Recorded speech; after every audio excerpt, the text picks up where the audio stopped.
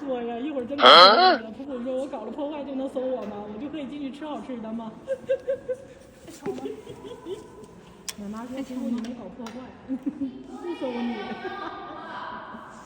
我说我不管。普普说你不搜我，那你搞破坏？我说我不管，我就认为那是门铃儿，我就是摁。